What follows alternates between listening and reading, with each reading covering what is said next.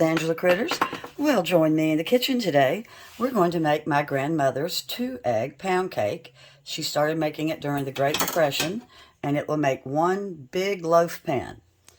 It's a delicious cake.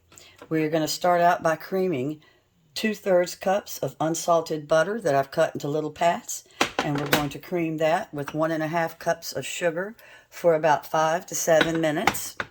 So while this is creaming, I'll tell you we've also got 2 eggs at room temperature. They'll go in one at a time. Always remove your eggs first from the shell in case your egg has gone bad. If I dumped it into my batter, I would have to start it over.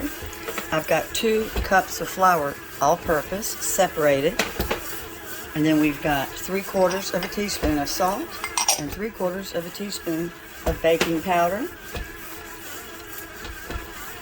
2/3 of a cup of regular milk, and we have 1 teaspoon of my Watkins vanilla.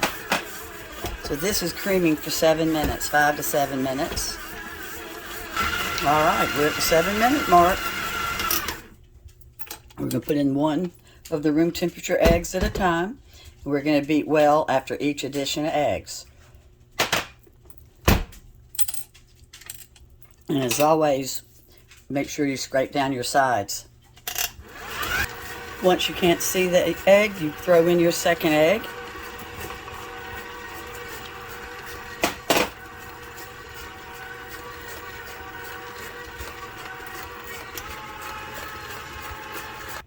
So I just added my baking soda and salt to both of my flours, and I'm getting ready to put in my vanilla into my milk. And we've got this nice and creamy. Look how fluffy that is. There's no granulated sugar at all left. So we're going to add a little bit of the flour at a time. Never overwhelm it and add all at once. And after we get half of this flour in, we're going to put in half of the milk. We're also beating this flour till it's barely blended. We put so much air into this creamed butter sugar mixture, we don't want to overbeat and get our air out. So I'm just getting it to where you can't see the flour. All right, so now that we've got half of the flour mixed in, we're going to put in half of our milk and mix that together real quick.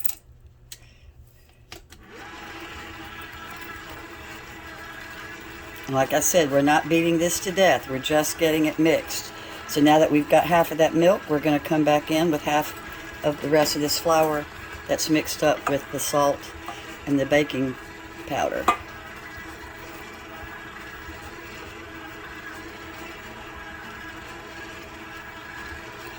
So we're going to put in a little bit more of the milk.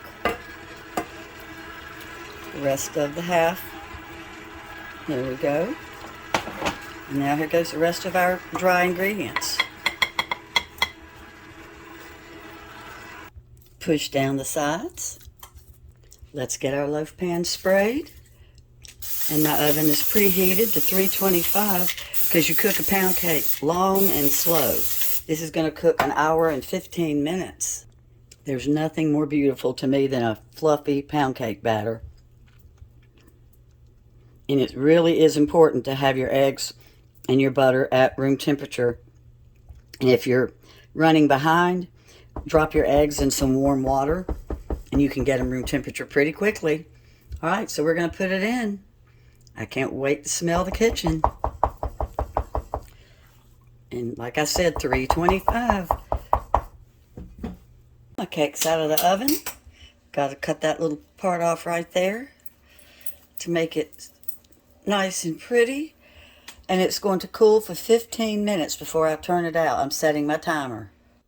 I can't even begin to tell you how good that little piece was I cut off. Oh, this is the best cake. All right, it's been 15 minutes. Let's turn it out. Well, doesn't want to come out.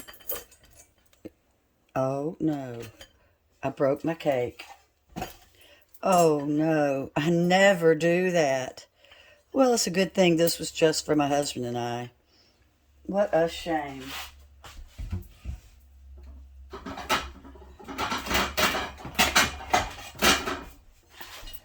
Here, I had to break it on camera, too. Well, it's not going to affect the taste. I don't think I sprayed enough spray in the bottom of my pan. Boy, does it smell good. So, see, I could ice it and nobody would even know that it broke. And is it good? Oh, as always, I'm going to put the directions in the description. And I hope you're going to like it a lot. And I'm probably just going to make a basic confectionist sugar icing to drizzle over the top. I've made it on my channel. You can look it up. And yesterday I made a strawberry glaze on one. Well, bye-bye.